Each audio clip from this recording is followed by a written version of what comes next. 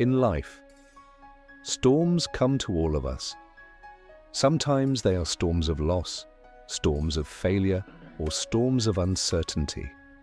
And in those moments, it is easy to give up, to believe the darkness will last forever.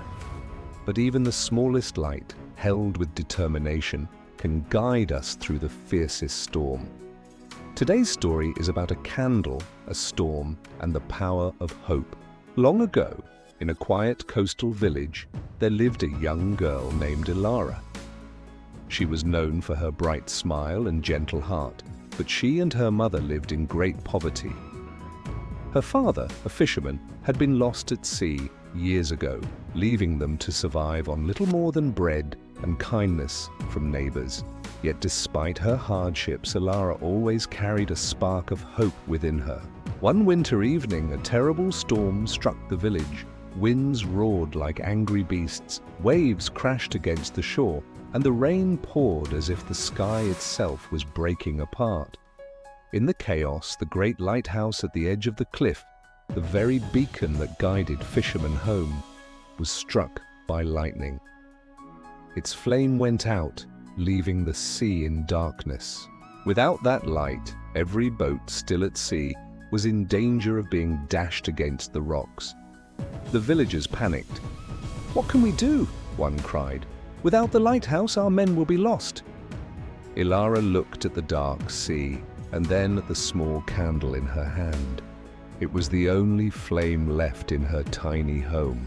She turned to her mother and said, "If I carry this candle to the lighthouse, maybe it can guide them until the storm passes."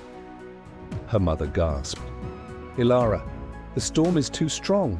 The winds will blow out your flame before you even reach the hill." But Ilara shook her head. "If I don't try, they will all perish." One candle may seem small, but in the darkness, even the smallest light matters. Clutching the candle close, she wrapped it in her shawl and stepped out into the storm. The wind howled, nearly knocking her down. Rain lashed her face, and the mud sucked at her feet as she climbed the steep path toward the lighthouse. Every few steps, the flame flickered, threatening to die. But each time, Ilara cupped her hands around it and whispered, "Hold on, just a little longer." Halfway up the cliff, the storm grew fiercer. The wind tore at her shawl, and for a moment the flame almost went out. Ilara's heart pounded. She thought of her father, who had once told her, "Hope is like a candle, Ilara. Protect it, even in the darkest nights, and it will guide you home." Those words gave her strength. She pressed forward step by step, until at last she reached the lighthouse. Inside, the great lamp stood cold and lifeless. With trembling hands, Ilara placed her tiny candle against the wick. At first, nothing happened, but then, slowly, the flame caught. The great fire roared to life, filling the glass tower with golden light.